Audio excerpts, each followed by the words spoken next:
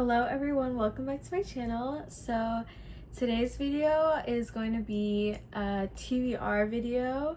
So I'm going to be using these jar prompts to pick out my TBR for June.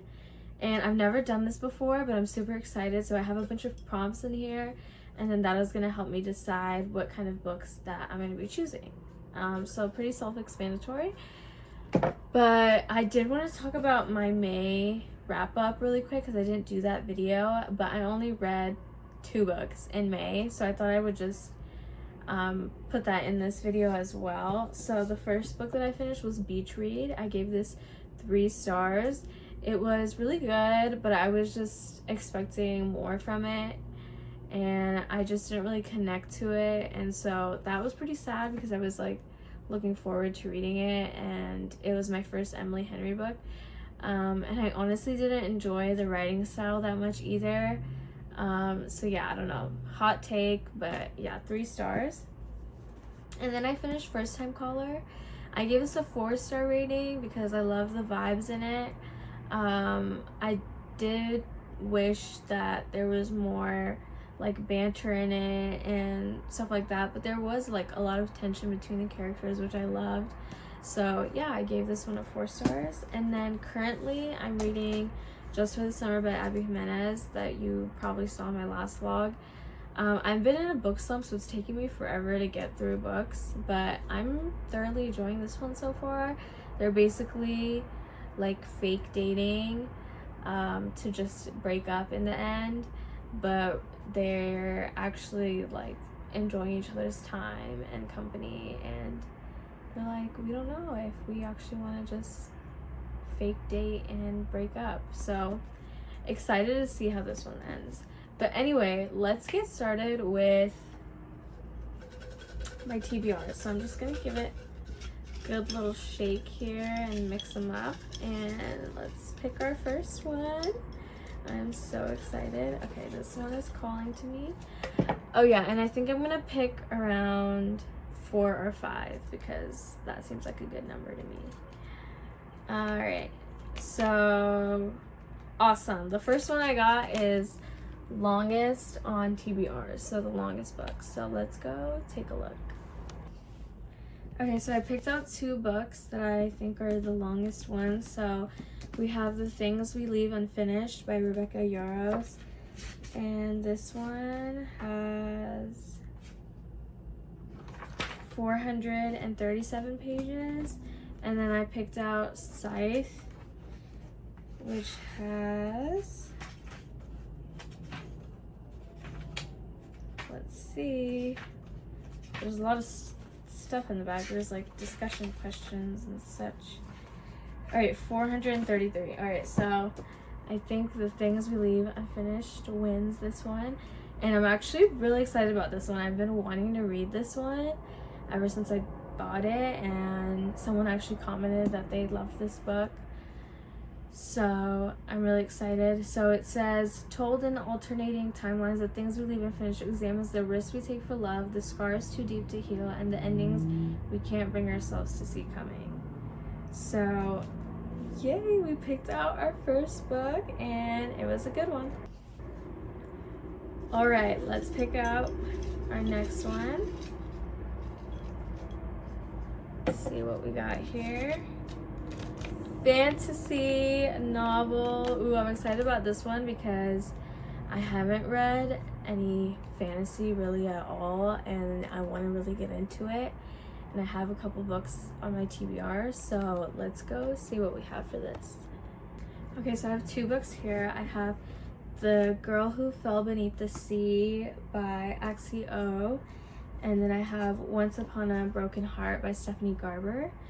I don't really know if this is really fantasy, but I think it is, so that's why I pulled this one out. But this one, I have been wanting to read this one so bad, and I just haven't gotten it to yet. But ever since I got it, I was like, I need to read this, and I've heard so many good things about it, and so I think we're gonna go with this one. So this one is says, how far would you go for happily ever after? Evangeline Fox has always believed in true love and happy endings until she learns that the love of her life will marry another.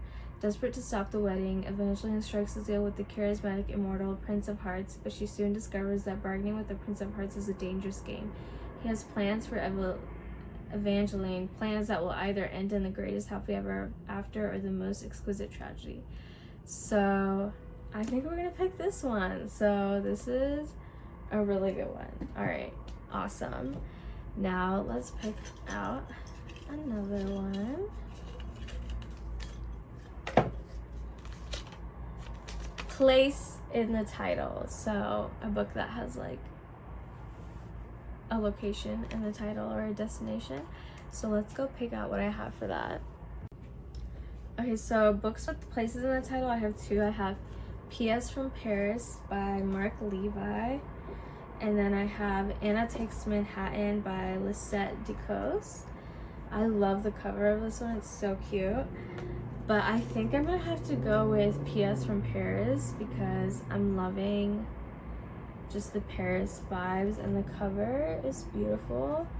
And this one says it's about, on the big screen, Mia plays a woman in love, but in real life she's an actress in need of a break from her philandering husband, the megastar who plays her romantic interest in the movies. So she heads across the English Channel to hide in Paris behind a new haircut, fake glasses, and a waitressing job at her best friend's restaurant. So I'm excited about this one. It's like a romance in Paris. So this is also a good one that I have been wanting to read for a really long time. All right, so we've got 3 books so far. Let's do another one.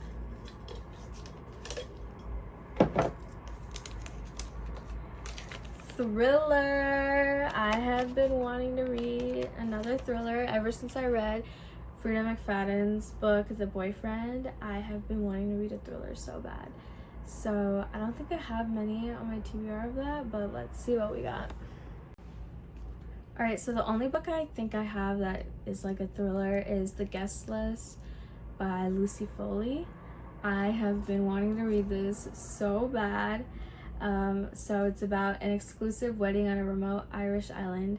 The bride, the plus one, the best man, the wedding planner, the bridesmaids all have a secret, all have a motive, but only one is a murder. So it's like a murder mystery, I guess, and also I'm sure it's thrilling. So I'm really excited about this because it's definitely different than what I normally read. I normally read romance and like lighthearted stuff, but I'm really excited to read this one. So I'm glad that that prompt came up because I have been wanting to read a thriller so bad.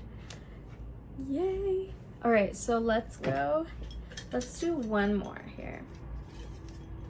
And let's see what we get.